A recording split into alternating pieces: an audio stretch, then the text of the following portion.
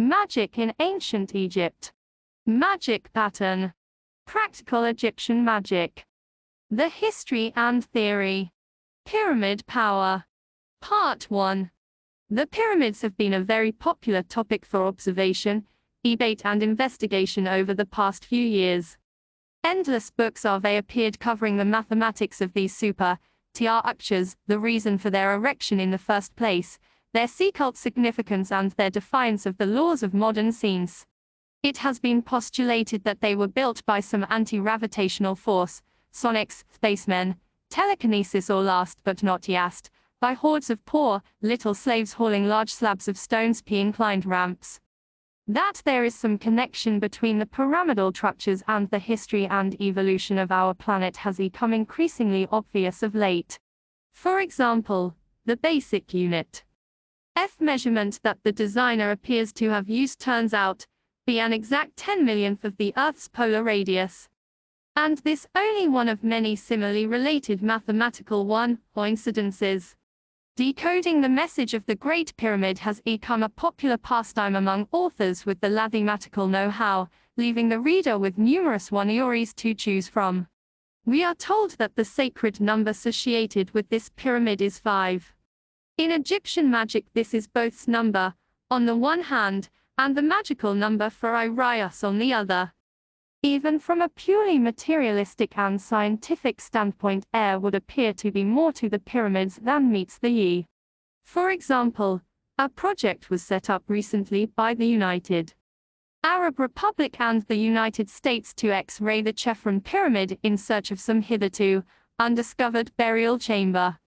Normal X-rays not being considered powerful enough to penetrate the stonework, drive Luis Alvarez, a Nobel Prize winner for physics and director of the Lawrence Radiation Laboratory at the University of California, suggested his equipment might fit the bill. This technology was developed to measure the radiation particles bombarding the Earth from outer space, so it was logically assumed that, if it were placed in the existing burial chamber in Chephen's pyramid, the amount of radiation reaching the chamber through the stonework could be recorded on tape and any deviation in the solidity of the structure could be noted. This would make it comparatively easy to trace any additional burial chambers that had not, as yet, come to light.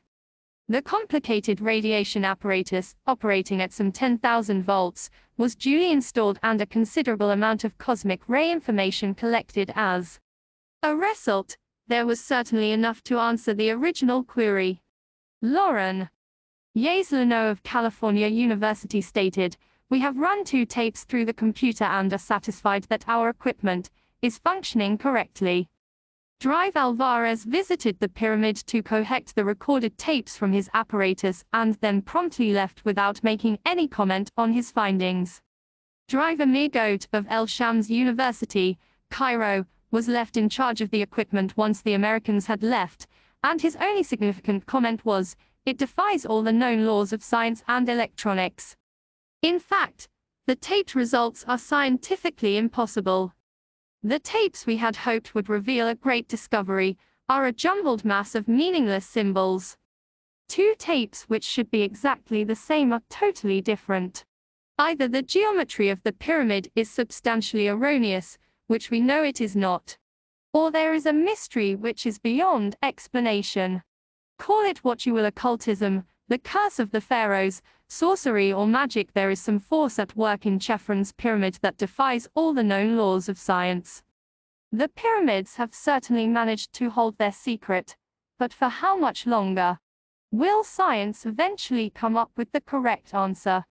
But this does not prevent from tossing around a few ideas based, perhaps, on more metaphysical observations. It has been postulated that the shape and structure of the pyramids is in some unfathomable way capable of slowing down the normal processes of decay.